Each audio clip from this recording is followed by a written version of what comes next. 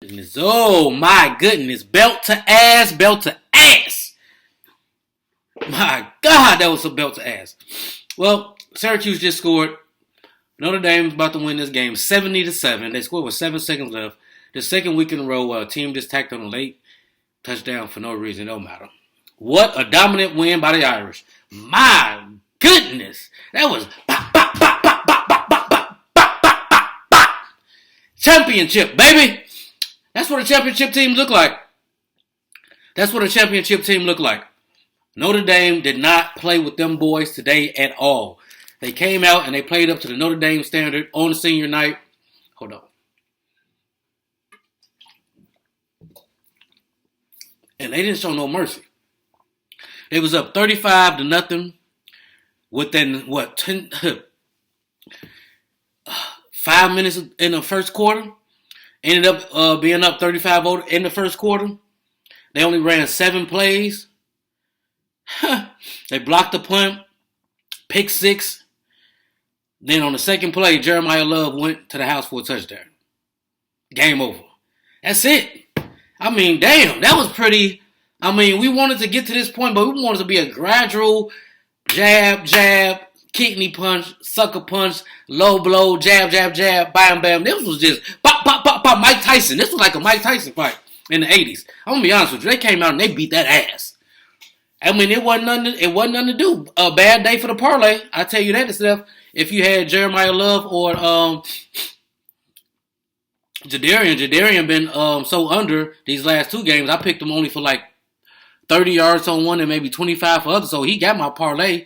Jeremiah Love, I had him for always. Well, I ain't going to say always, but the last couple games, I had him for 2 touchdowns. He had 3. Excuse me. And I even had Jadarian for a touchdown. He had a touchdown. And I had CJ for a touchdown. So all the parlays hit except for the passing yards. If you had passing yards for CJ and Eli and Faison and Malachi, bad day.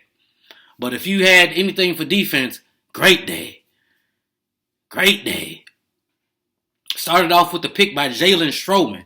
As a matter of fact, today Notre Dame defensively set the record for 16 tackles for losses. 16. The game just not ended, 70-7. That is crazy. Let me turn this. Hold on. I got to get to the USC Oregon game. But 16 tackles for losses. That's a Notre Dame record. And give all props to Chris Ash, man. Like I said, at the beginning of the year, everybody wants to fire Chris Ash. I know I was pissed. I'm like, what is this shit? That's crap. That was trash. And it wasn't that they was trash. They just wasn't aggressive. And they was letting the offense dictate what they was going to do on offense. The Miami game and the Texas A&M game. And ever since then, Chris Ashton buckled down, and Notre Dame has been one of the best defenses in the nation. Too easy. Syracuse, at some point, I ain't going to lie to you. At some point, I felt sorry for Syracuse. Like, damn, I was like second-hand embarrassment. Especially for that brother. You know black coaches ain't got that long of a leash. I was like, whoa, boy, they gonna want his black ass up out of them. He sat up there and got embarrassed like that. A 70 ball? I felt embarrassed. It was like get him off of him, stall him out, Debo. At some point, you wanted to be like, stall him out. They were just beating on him. We was bullying him, and I liked it. That like I said, that's a sign of a championship team. They didn't play to the level of their competition. They played to the Notre Dame level of excellence. The standard. One play, one life. They didn't come out here and be like, okay, we up. The offense could have easily came out there and be like, okay, we up 21-0. 21-0 blow. Madden, cut the game off. No, they turned the heat up. And they scored 42 with 4 seconds left in the second quarter. So basically, they scored 42 points in the first quarter.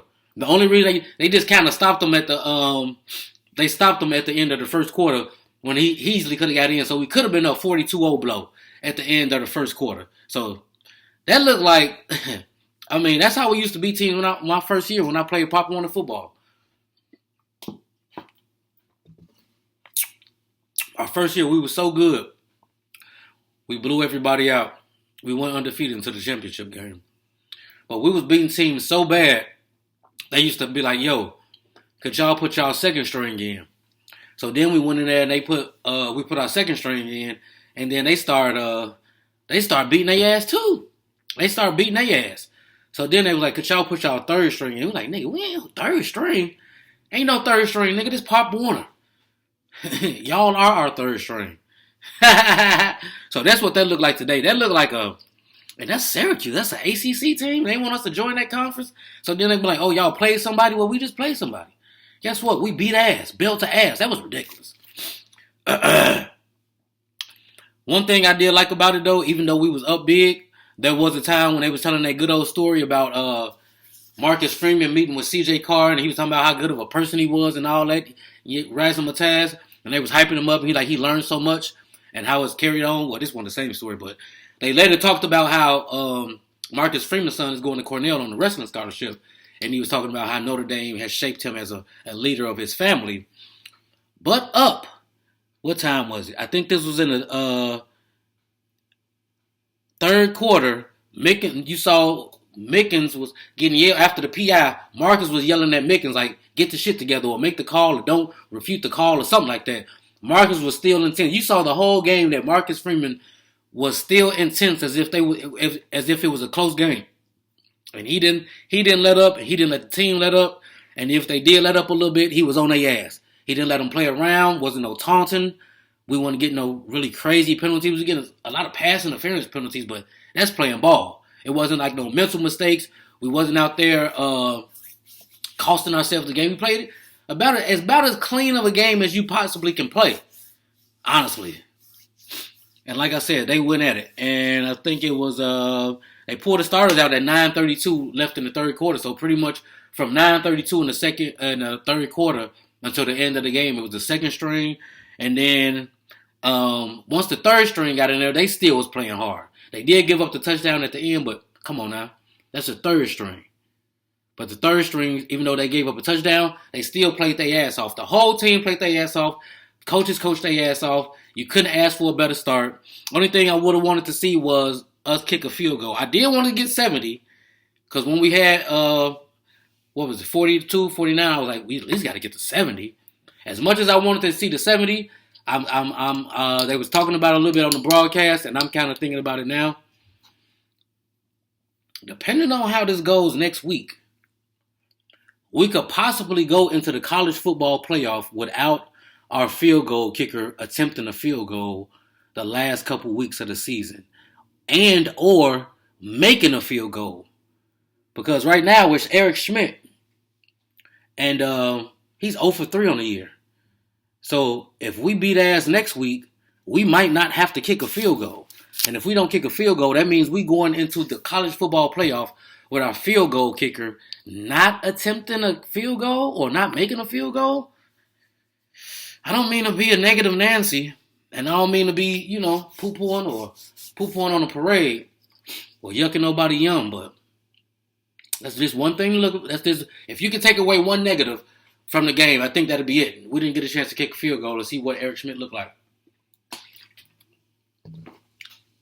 But other than that, we are indeed. Like, comment, subscribe, man. It's your boy, Rovon Hill, a.k.a. Black Irish. And I'm just recapping this ass whooping. Like I said, not too much as far as passing, but they did get to 207 total yardage, but most of that was in garbage time, super garbage time. We had 396 total, but 329 was on the ground. Like I said, 102 was through the air, and I think a lot of that was let me see. Nope. C.J. Carr finished 5 of 9 for 49 yards, 1 touchdown. We didn't need him. By the time they got on the field, we didn't need the passing game at all. Because Jeremiah Love, 8 carries, 171 yards, 3 touchdowns. That's 21.4 yards per average. And Jadarian Price finished 4 carries, 70 yards, 17.1. Kenny Minchin even had 59 yards rushing. That's crazy. And our boy, Aeneas Williams, got in there. 3 for 39, the touchdown. Notre Dame dominated. Like I said, easy win. I expect the same thing next week. Notre Dame did what they were supposed to do. They took care of business. They look like a national championship contender, and they are. It's your boy, Rovon Hill, a.k.a. Black Irish. Like, comment, subscribe. I'm out.